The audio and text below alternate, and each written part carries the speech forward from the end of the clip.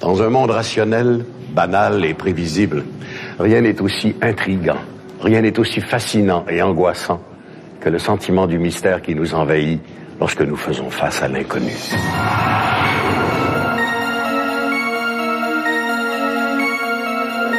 Une simple balade en voiture va transformer la vie d'un couple de la région de Lac-Bloussy au Québec. Par une nuit sans lune, ils vont croiser une bête inimaginable. Ont-ils vraiment vu quelque chose?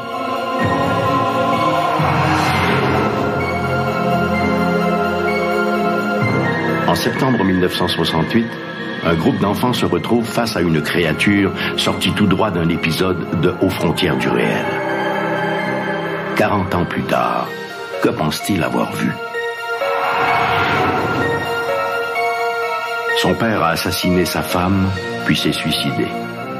Toutes les femmes de sa vie l'ont quitté sans demander leur reste. L'une de ses deux filles est dans une prison américaine pour le meurtre d'un agent fédéral. Tragique histoire que celle de Maurice Thériault. Chaque mystère recèle sa part d'inconnu. Rien n'est si angoissant et fantastique que l'inconnu. Ici Michel Dumont. Vous regardez Dossier Mystère.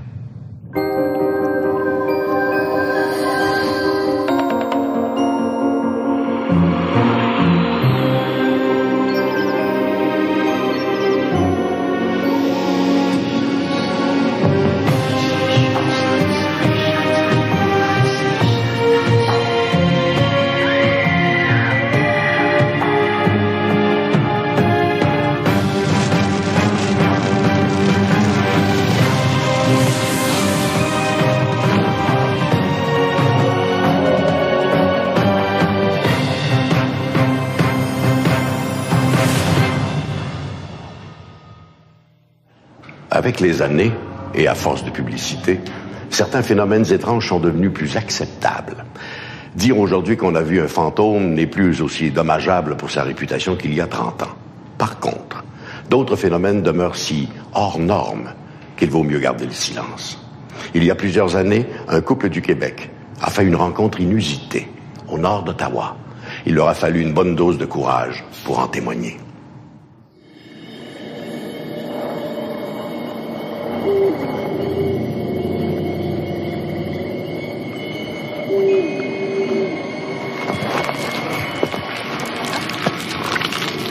Le Canada est une terre très riche en mythes et en légendes. Au Québec, par exemple, les histoires de loups-garous sont particulièrement nombreuses.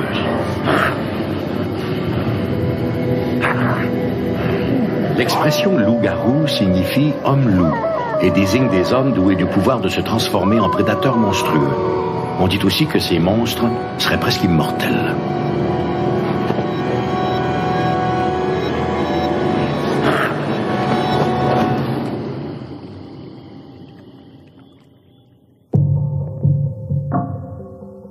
En juillet 1766, la Gazette du Québec annonce qu'un loup-garou courait dans le comté de Kamouraska.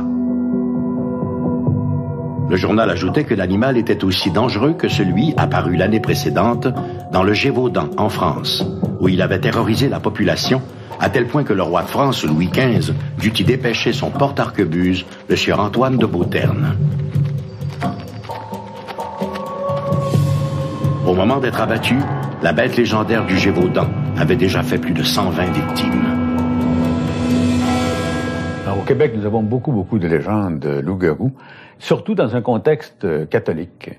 Parce que le loup-garou, ce qui caractérise le loup-garou du Québec, c'est un homme qui n'a pas fait ses Pâques pendant 7 ans de suite. Alors, pour situer les gens, il fallait communier dans le temps de la Semaine Sainte. Et puis, le dimanche de la Quasimodo, c'était la date limite.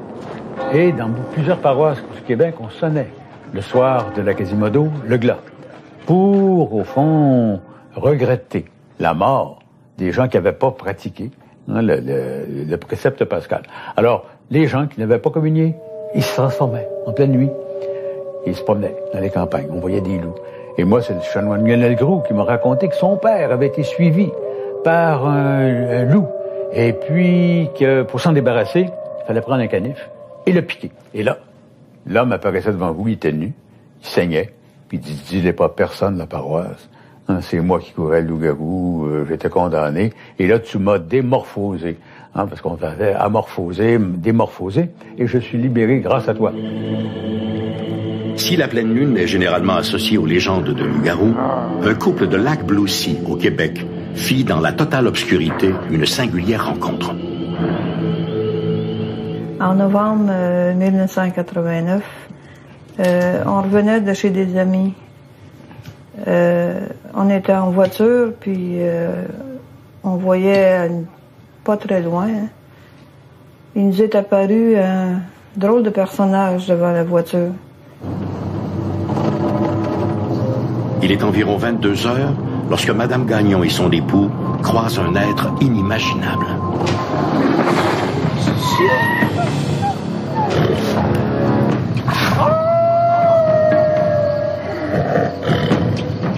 On a vu un personnage poilu debout dans le milieu du chemin.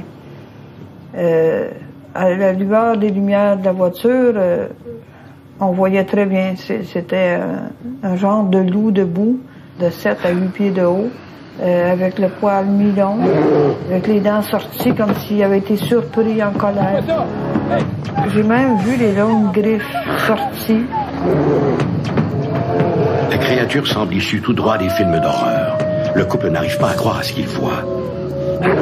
Soudain, la bête effectue un bond de 15 mètres et disparaît dans l'obscurité. Du milieu du chemin, aller dans le bord, aucun humain n'aurait pu le faire, le saut. Là, j'étais très impressionnée. J'ai demandé à mon mari s'il avait vu, lui aussi.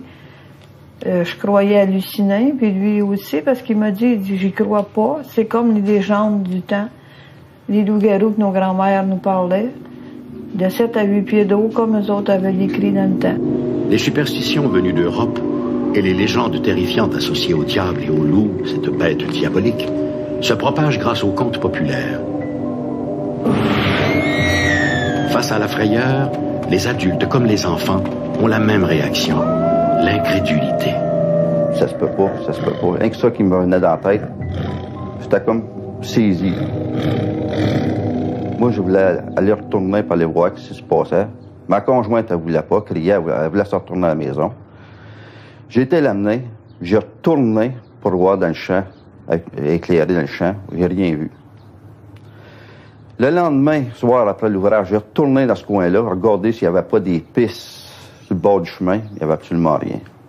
On a parlé à des amis de la chose qu'on avait vue, et puis nos amis ils disaient qu'on avait probablement bu ce soir-là ou qu'on avait pris quelque chose qui nous faisait halluciner, justement. Mais moi, je peux pas boire, j'ai jamais bu. Et puis, le côté de la drogue, j'y touche pas du tout. Fait que, puis mon mari non plus. Et on revenait de chez des amis qui boivent pas non plus. Fait que, on était loin d'avoir pris quelque chose. On était loin d'être fatigués, il était pas tellement tard le soir. Ils n'ont jamais voulu nous croire. C'était la première et la dernière fois qu'on a parlé.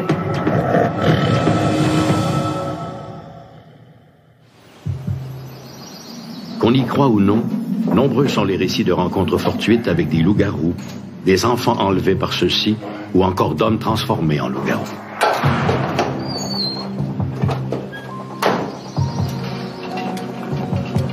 Entre autres, ce chasseur, du nom de Desjardins, parti pour un voyage de chasse un soir de pleine lune et qui n'aurait jamais été revu.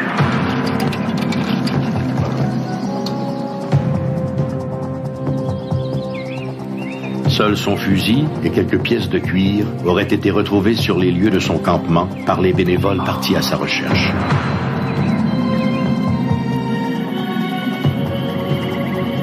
Mais les observations de loups-garous ne sont pas exclusives au Québec. Des expériences similaires vécues au Wisconsin sont rapportées dans le livre The Beast of Bray Road. Les observations de loups-garous regroupent un ensemble de témoignages où dans la plupart des cas, les gens décrivent une créature plus ou moins humaine, de haute stature, couverte de poils, et dont la tête rappelle celle d'un loup ou d'un berger allemand. Les descriptions sont similaires et généralement les gens n'ont eu qu'un bref aperçu de la créature qui les regardait d'un air menaçant. Cela les a effrayés, bien sûr. Ensuite, la créature s'est enfuie dans les buissons ou les champs avoisinants. Ces observations ont débuté ici, dans cette région, il y a déjà plusieurs décennies, et elles continuent encore aujourd'hui. Parmi les témoins, on compte des chasseurs qui font eux-mêmes 2 mètres de haut, des types pas trop impressionnables, et qui ont l'habitude des ours et des animaux de la forêt. Pourtant, ils ont été très effrayés. Ils ignoraient qu'est-ce que cette chose pouvait bien être. D'ailleurs, beaucoup de témoins ont utilisé l'expression « cette chose » pour décrire ce qu'ils ont vu. Ils ont justement observé quelque chose qu'ils ont été incapables de comprendre. Cela les a probablement plus effrayés que l'animal lui-même. Certaines légendes affirment que pour se transformer en loup-garou, hormis les manquements aux devoirs religieux, il suffirait de boire dans la même rivière qu'un loup, d'être mordu par un loup enragé, ou tout simplement de manger de l'aconite, appelée aussi herbe à loup.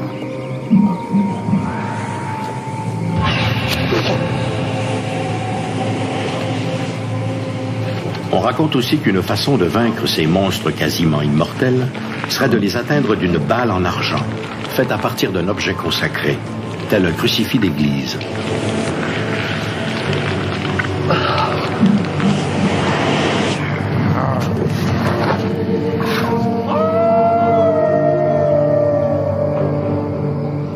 Le loup-garou du Québec, c'est un loup-garou, je dirais, catholique. Et puis, tranquillement, évidemment, avec la transformation des structures religieuses, on en parle un petit peu moins. Il y a peut-être d'autres, mais on est en présence d'un archétype, par exemple. Un archétype profond, c'est la peur de basculer dans l'animalité, d'être avalé par l'animalité, par le loup. Et ça, les racines de ça, pour nous, c'est en France, où le loup, c'était la grande terreur. Dans François Villon, on parle de ça, justement, des loups qui entraient dans Paris, dans les temps de famine. Alors, c'est la peur du loup et la peur de devenir loup. Sauf au cinéma, le mythe du loup-garou a disparu des préoccupations modernes. Mais la peur exprimée par ces contes continue de hanter les esprits la nuit venue. Le diable aurait-il simplement changé de visage?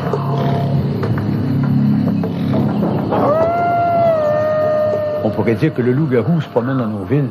Il se promène dans nos villes, mais il n'y a peut-être plus l'aspect d'un loup. Mais c'est le prédateur, c'est le maniaque, c'est le fou. C'est vraiment le psychopathe. Et c'est là le danger. Peut-être que derrière la grande image du loup-garou, il y a peut-être ces images de malades mentaux, de maladies mentales qu'on identifiait assez mal autrefois, mais des gens qui tuaient. L'idée que des êtres mi-hommes, mi-loups pourraient hanter certaines régions rurales d'Amérique du Nord paraît tout à fait absurde.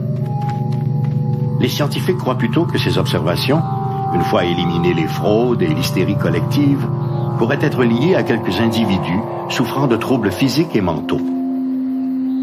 2 maladies pourraient être à l'origine de ces comportements: la porphyrie de Gunther et la lycanthropie.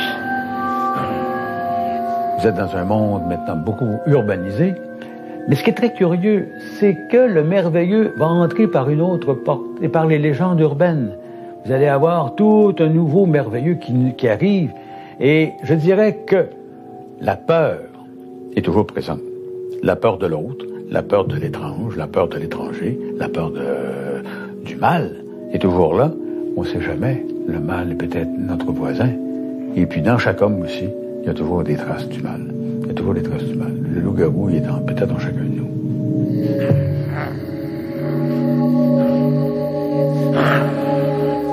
Pour la plupart d'entre nous, les loups-garous, les vampires et autres apparitions monstrueuses ne sont que des chimères bonnes à effrayer les enfants la nuit venue.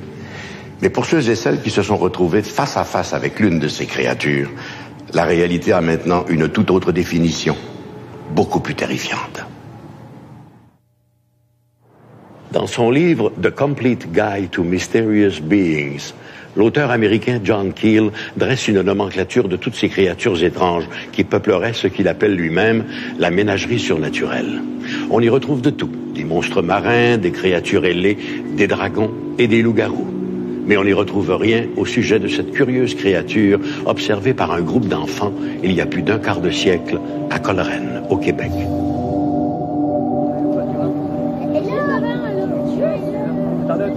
Septembre 1968. Dans le petit cimetière de Coleraine, au Québec, 2 hommes et quelques enfants avancent d'un pas décidé. La troupe se dirige vers un immense rocher situé complètement à l'arrière du cimetière. La particularité du rocher est une cassure formant une cavité étroite en son centre. Oui, c'était en haut puis dans la crevasse. Et c'est justement cette caverne qui intéresse les visiteurs. Paul Bogus, le plus vieux des 2 adultes, se glisse à l'intérieur. Pendant un instant, il prête l'oreille, attentif au moindre bruit. Il écoute le silence, un silence troublé uniquement par les affirmations soutenues des jeunes restés à l'extérieur. Les enfants jurent que leur histoire est vraie, mais il leur en faudra beaucoup plus pour convaincre les adultes. Au bout de quelques minutes, Paul ressort de la caverne, exaspéré d'avoir mordu au piège que lui ont tendu les enfants. Son frère Claude décide alors de ramener les jeunes au bercail. Au moment où Paul regarde le groupe s'éloigner, un étrange ronronnement se fait entendre de l'intérieur de la crevasse. Surpris, Paul retourne dans la caverne. Le bruit est très distinct, comme si quelqu'un dans le rocher ou sous la terre faisait tourner une machine. Pour s'assurer qu'il ne se faisait pas berner, il ressort et fait le tour du rocher, mais ne voit rien qui pourrait expliquer le phénomène. Les enfants avaient raison, se dit-il. Il y a quelque chose qui tourne pas rond avec ce rocher. En 1968, le petit village de Saint-Joseph de Coleraine compte moins de 2000 habitants. Mais cet été-là, des jeunes vont faire une rencontre qui les marquera à jamais. L'affaire commence dans l'après-midi du 29 août. Comme ils le font fréquemment, Denis Bogus et son frère Michel se rendent au cimetière pour y jouer. L'autre, on allait souvent s'amuser, on appelle ça au cap du cimetière. Il y avait un boisé, on allait jouer au cow-boy, étendre nos écureuils, tout ça. Puis ça, ben, un moment donné, ça, quand ça s'est produit, c'était un jeudi le 29 août, pour la première fois. Sans trop s'en rendre compte, les frères Bogus se dirigent tout droit vers l'énorme rocher. C'est à ce moment-là qu'une apparition attire le regard de Denis. Sur le rocher, tout près de la caverne, un personnage étrange les observe, immobile. On a vu ça être là, une forme qu'on n'avait jamais vue, tout ça. Là, on l'a vu, on l'a observé un peu, d'un coup, la peau nous a comme poigné un peu, puis là, lui, ça a disparu, pouf, puis nous autres, on a disparu sur le bord. Les gamins s'enfuient à toutes jambes pour raconter à leurs parents ce qu'ils ont vu. La créature de Coleraine, on peut la définir comme un être plutôt petit, à peau de serpent brûlé, d'écailles brûlées, chauve, avec des yeux assez importants au niveau de la dimension, et aussi ce que les enfants ont décrit comme une barbe très longue. Et l'être en question avait cette faculté d'apparaître et de disparaître sans se déplacer. On ne l'a jamais vu se déplacer. Il était visible et soudainement invisible. Le lendemain de l'incident, André Bogus et son oncle Pierre se rendent à leur tour au rocher pour trouver des indices prouvant l'existence de la créature. Les enfants passent l'avant-midi à explorer le cimetière et les boisés des alentours, mais ils ne trouvent rien. Vers 15h30, alors qu'ils s'apprêtent à quitter les lieux, ils aperçoivent l'étrange créature. L'être fixe les gamins quelques secondes, puis disparaît, comme on ferme un téléviseur, racontera l'un des enfants. Après ça, on y retournait, on y allait à tous les jours, puis on y allait à différentes heures de la journée, mais on voyait rien, mais c'était tout le temps entre 3h30 et 4h, à toutes les fois. Après ça, on y retournait la troisième journée, on était à toutes les 6, puis là, on l'a à courte vue, on le voyait en bas du rocher, là. Une place, mais si je suis face au rocher, ça se trouve être à droite, là. On le voyait là assez régulièrement. Après ça, on l'a vu à côté de la charnière, là. L'histoire va donc se répéter le lendemain à la même heure. Mais lors de la 4e journée, Pierre Bogus convainc son frère Georges de l'accompagner au cimetière en matinée. On laisse notre bicyclette-là, on s'approche à pied, puis on entend comme un gros grognement, comme un grognement d'ours. Mais il n'y a pas d'ours dans le cimetière, mais alors la peur nous a pris, nous autres, on garde jusque-là, je sais pas, qu'est-ce qui se passe là. On laisse notre bicyclette là, puis on s'en retourne à la maison. Là, notre mère dit, vous irez chercher votre bicyclette après le dîner, là, allez plus jouer là, on vous le dit, tu sais, là, il peut y avoir des animaux, pourtant, le village de Coleraine se tenait là, tu sais. Même si, jusqu'à ce moment, la créature de Coleraine est apparue à intervalles réguliers, c'est lors de la soirée du 1er septembre que toute cette histoire connaîtra un dénouement aussi spectaculaire qu'inattendu. Il était, je crois, 7h40, 7h45 le soir. Mais il faisait, au mois de septembre, il fait encore clair, là, cette période-là. Donc, on part la gang encore. On s'en va au cimetière. Oh, d'avance, rendu au milieu du cimetière, il y a un de mes neveux qui dit, il dit, oh mon Dieu, il me semble que j'ai vu passer quelque chose devant la lune. On continue, nous autres. On s'en va. On s'en va vers le cap du cimetière toujours. Puis, rendu à peu près une 50aine de pieds du cap du cimetière, là on a... J'en parle, j'ai encore ça fait quand même des années, là. On voit un engin. Puis quand l'engin était rendu, si tu veux, au-dessus du cap, une certaine, je sais pas, peut-être une 20aine de pieds au-dessus du rocher, là, le même bonhomme qu'on appelle nous est apparu. Il est apparu comme ça, puis avec la même position, les bras écartés, puis qu'il nous regardait en bas comme ça. André Bogus détaille la créature à l'aide de ses jumelles. L'être regarde fixement dans sa direction. Les jeunes se passent tour à tour les jumelles pour mieux la voir. Il fait encore assez clair pour que les enfants puissent détailler sa peau comme des vagues, de la houle, plissée sur le long. Fait que là, la soucoupe volante a passé. En tout cas, on appelle ça une soucoupe volante, l'autre, là. Puis là, quand elle a passé, là, quand elle est arrivée vis-à-vis l'être, là, lui, il a disparu, pouf. Puis ça l'engin a continué, et puis on l'a perdu de vue. Ce sera la dernière fois que la créature fera son apparition, et malheureusement, seuls les enfants Bogus ont été témoins de ces apparitions échelonnées sur 4 jours. Ils subiront les sarcasmes de leurs compagnons et seront appelés à raconter leur histoire à plusieurs reprises. Plusieurs sceptiques ont crié au canular. Mais encore aujourd'hui, 35 ans plus tard, les Bogus continuent de maintenir leur version des faits. Pour eux, ces événements sont authentiques et n'ont rien à voir avec l'imagination d'enfants. C'est la première chose que j'ai demandé à mes enquêteurs et qu'on a fait, observer les enfants quand ils nous parlent.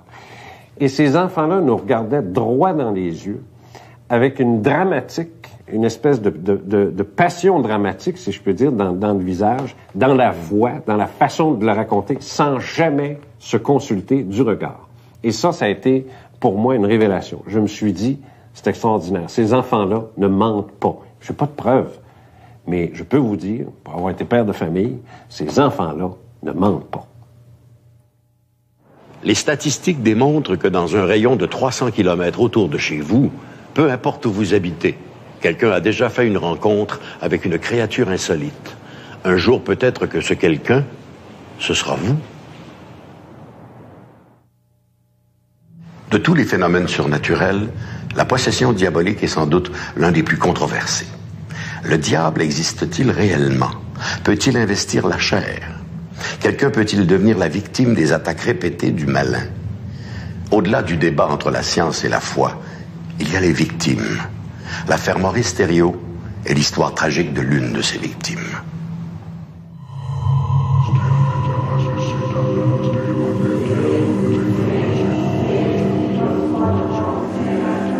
Cette histoire devait se terminer en cette soirée de printemps 1985. Ce souhait accompagnait les prières de toutes les personnes réunies autour de Frenchy, l'homme assis face au groupe.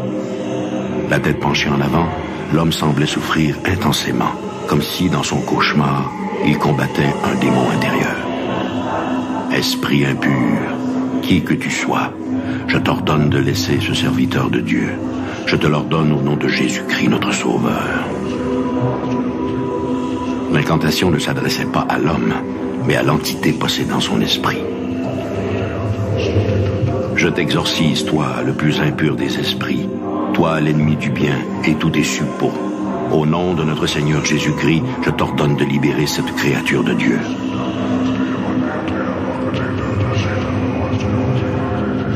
Mis à part le policier qui filmait l'étrange rituel, l'Assemblée, motivée par la peur, priait maintenant avec ardeur.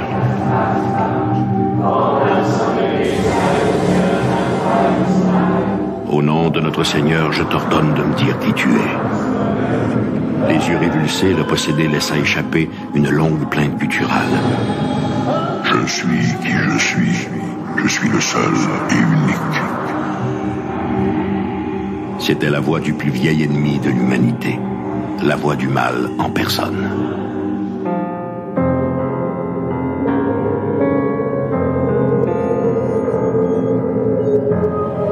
Maurice Thériault voit le jour en 1935. Il est le premier-né de Emelda et Maxime Thériault, un couple d'agriculteurs de Sainte-Agathe au Québec. Le jeune Maurice n'a pas encore 10 ans lorsque ses parents décident d'aller s'installer à Fort Kent, dans le Maine, aux États-Unis. Ces années d'après-guerre sont difficiles et le gamin doit travailler de longues heures au champ pour aider son père. Il travaillait sur la ferme avec son père, dans le Maine. Il y était obligé, c'était son devoir. Il a quitté l'école en 3e année.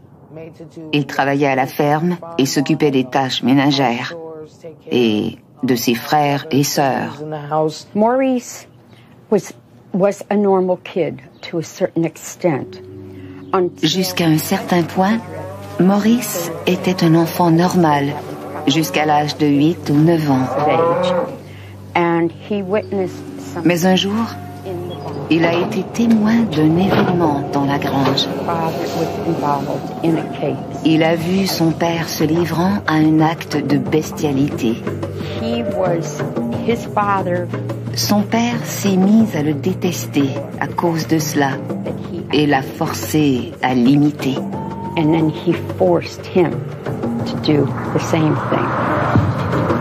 À Fort Kent, les abus de Maxime Thériault, et en particulier à l'endroit de son jeune fils Maurice, sont notoires. Comme dans bien des cas d'abus, la communauté préfère fermer les yeux. Sans aucun soutien, le gamin, laissé à son triste sort, ne peut que rêver du jour où il pourra s'affranchir de son père brutal.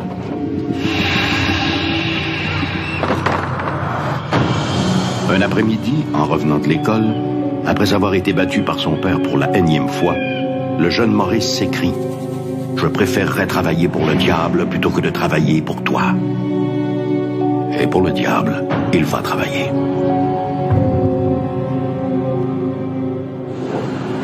À 21 ans, le jour même de sa majorité, il quitte le foyer familial sans prévenir personne. Maurice prend un billet d'autobus pour New Britain, au Connecticut. C'est là qu'il tombe amoureux de Patricia Ann O'Brien. Hélas, l'union ne dure pas. Avant son mariage, alors qu'il était encore très jeune, nous n'avons pas été en mesure de documenter ses comportements bizarres. Parfois, Maurice entre dans des transes qui le métamorphosent. Il devient violent. Et à au moins 2 occasions, des événements surnaturels inexplicables accompagnent ces crises. Un jour, le crucifix placé au-dessus de son lit se met à saigner.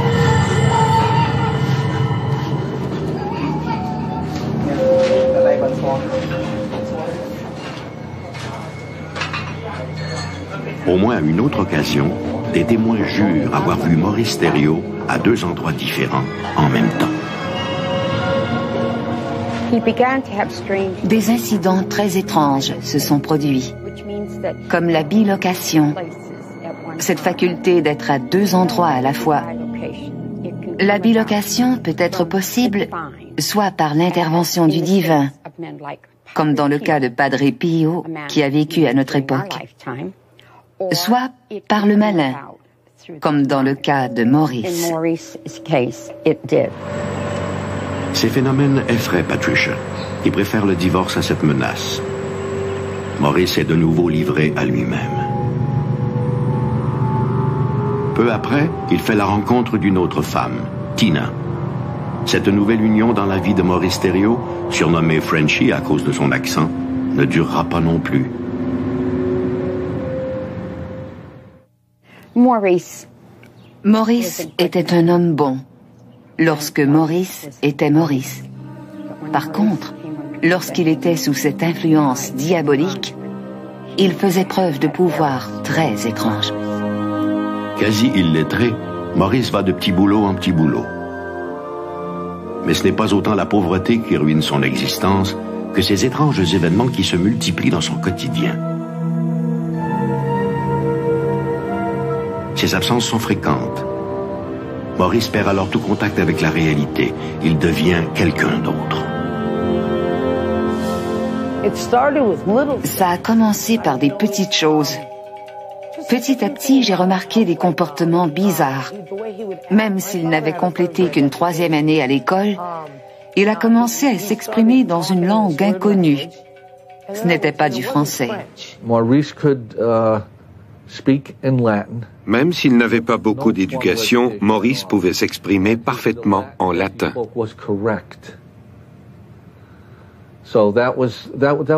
Rares sont les gens qui peuvent parler une langue morte, et encore moins faire référence à des citations religieuses très précises.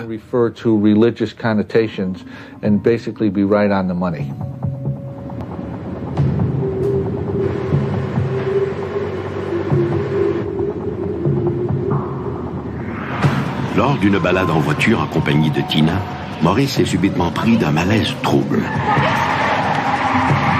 En proie à une crise sévère, il lâche tout.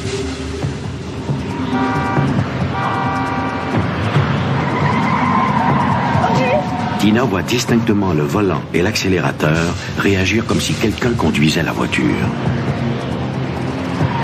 Les tentatives désespérées de Tina pour sortir son mari de sa torpeur demeurent vaines. Tina a la conviction qu'une entité invisible a pris le contrôle de la voiture et qu'elle veut les tuer. Craignant pour la vie de ses jeunes enfants et pour sa propre sécurité, elle met un terme à leur vie commune.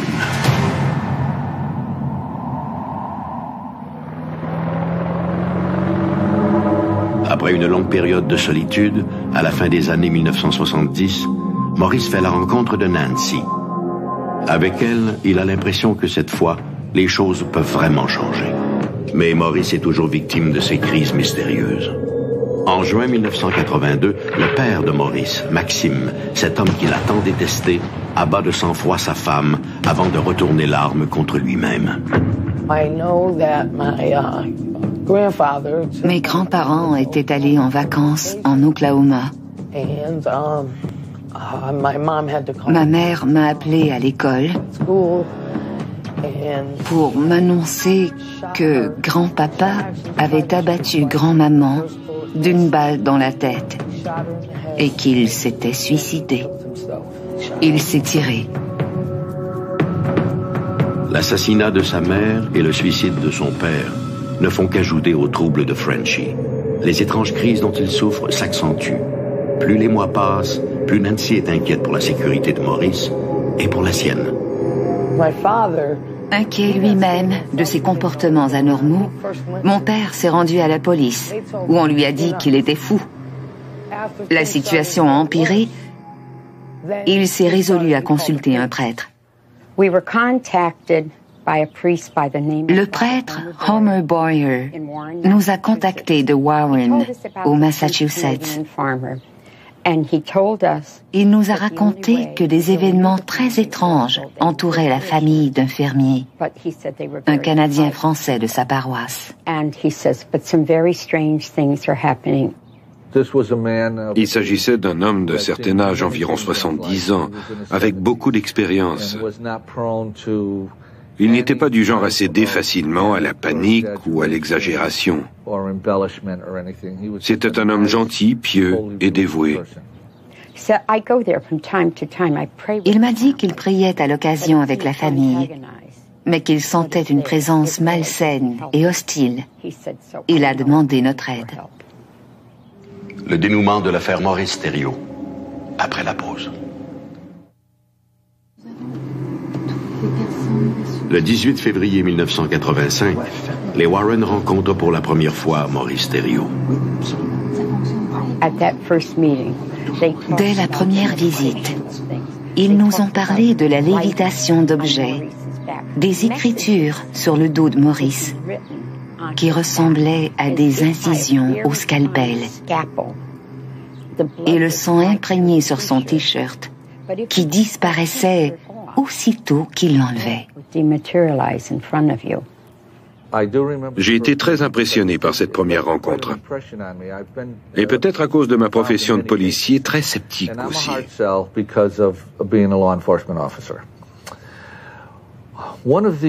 On dit que l'un des premiers symptômes de la possession est l'expression d'une force décuplée.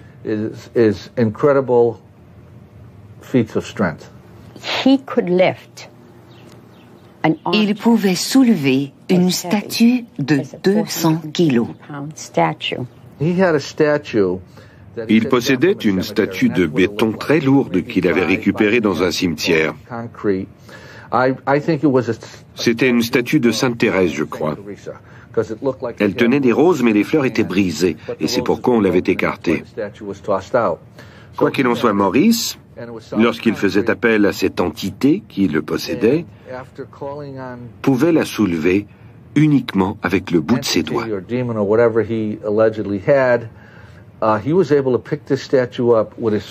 C'était incroyable.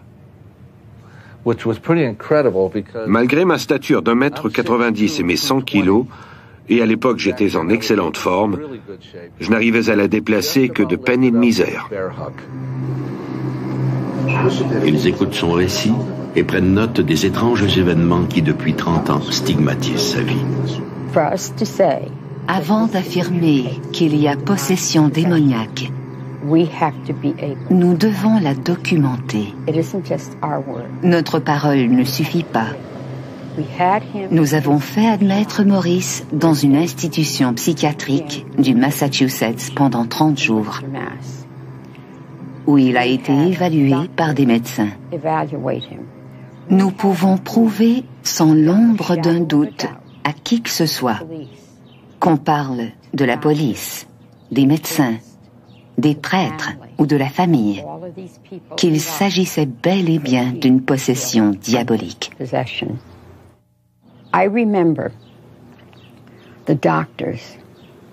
Lors d'une rencontre avec les médecins, tous étaient d'avis qu'aucune pathologie ne pouvait expliquer les phénomènes bizarres autour de Maurice. Pour eux, il ne fait aucun doute que Maurice Thériault est victime d'une, sinon de plusieurs entités diaboliques. Nancy, Maurice, Ed, moi-même et le père Homer Boyer avons rencontré l'évêque Timothy Harrington. Il a été tellement ému par la situation désespérée de cet homme qu'il l'a serré dans ses bras et lui a dit « Je vais t'aider, mon fils ». C'est ce jour-là qu'a eu lieu le premier exorcisme.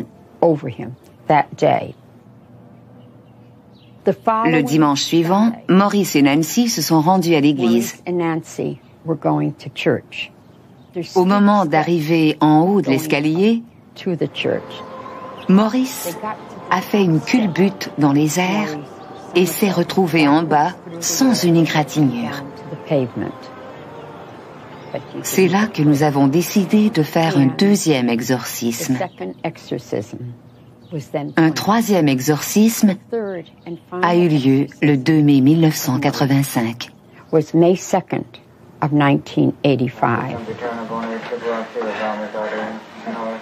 Le groupe des gens en prière est réuni autour de Frenchy dans la modeste demeure de Warren, au Massachusetts. Il y a là un prêtre, le père McKenna, 2 démonologues, Lauren Warren et son mari Ed, le policier qui filmera la séance et quelques témoins. Tous participent à ce troisième exorcisme. Après le rituel, Maurice Thériault reprend une vie à peu près normale. Pendant un temps, les Warren vont maintenir le contact avec lui, juste pour s'assurer que tout va pour le mieux, sachant par expérience qu'une rechute est toujours possible. Celle de Maurice Thériault sera brutale. En novembre 1992, 7 ans après l'exorcisme du père McKenna, Maurice Thériault sombre dans un profond état second. Il n'est plus lui-même.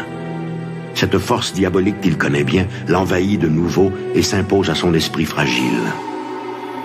Au soir du 4 novembre, il appelle l'une de ses filles, Melinda, et lui demande pardon. Il m'a rendu visite. Suite à une querelle, Nancy avait obtenu un mandat contre lui, qui l'obligeait à se tenir loin d'elle. Il m'a demandé de prendre un dernier verre. J'ai refusé car je ne bois pas. Il était bizarre. Ce n'était pas un homme affectueux, mais ce jour-là, il l'était.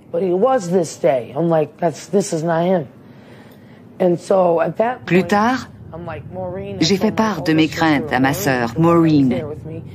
Je lui ai demandé de m'accompagner jusqu'à la ferme pour éviter, je ne savais trop quoi.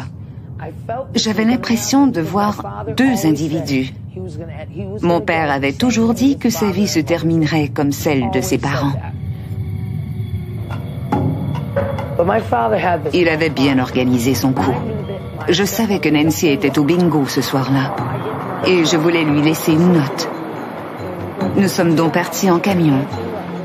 Je voulais prouver à ma sœur que mon père était là, malgré l'ordre de cour. Nous sommes arrivés à la maison. Il n'y avait pas de voiture. Nous sommes entrés et avons écrit la note. Soudain, j'ai entendu un bruit au sous-sol. Je savais que ce n'était pas le chien. J'ai ouvert la porte et mon père m'a braqué un fusil au visage. Il croyait que j'étais Nancy.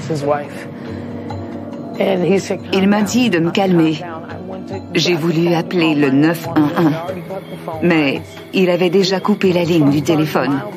Son camion était stationné à 1,5 km derrière la maison, hors de vue. Je lui ai demandé de s'asseoir sur le divan et de se calmer. Je priais pour que Nancy n'arrive pas à ce moment-là. Il s'est excusé d'avoir été un père absent et m'a expliqué les raisons qui le poussaient à agir de la sorte. J'ai essayé de le convaincre que ce n'était pas la solution.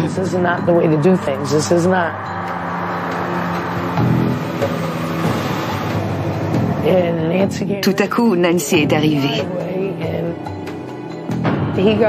Il était enragé.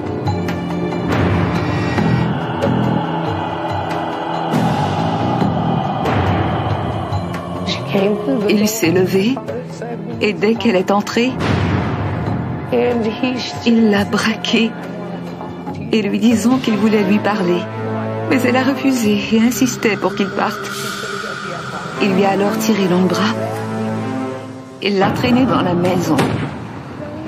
J'essayais de l'aider, mais il m'a dit qu'il m'aimait, puis s'est tourné vers Nancy et lui a dit « Regarde-moi et rappelle-toi bien ceci. »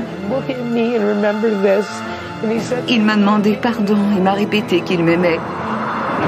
Il a alors placé le canon dans sa bouche et a tiré. Il m'a laissé avec beaucoup de questions et beaucoup de cicatrices. Certaines familles sont marquées par la fatalité. Comme si, de génération en génération, un mauvais sort s'acharnait sur ses membres sans que personne ne puisse y trouver la moindre explication rationnelle. Aveuglément, la malédiction frappe autant l'innocent que le coupable. Certains avancent que le diable préférerait ravir à Dieu les âmes les plus pures. Cette pureté de sentiment animait peut-être le jeune Maurice dans les premières années de sa vie. Maurice Thériault était mon père. C'était un fermier venu du Canada.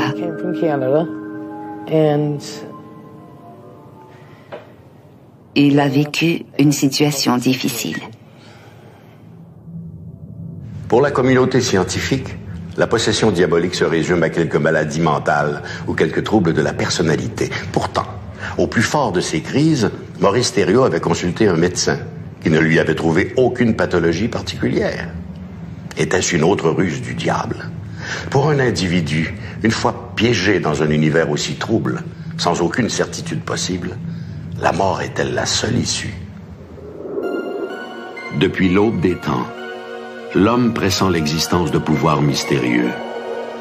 Pour certains, ces pouvoirs sont ceux du divin. Pour d'autres, ces forces mystérieuses sont le fait, au contraire, de pouvoirs inconnus cachés en chacun de nous, révélés grâce à notre sixième sens.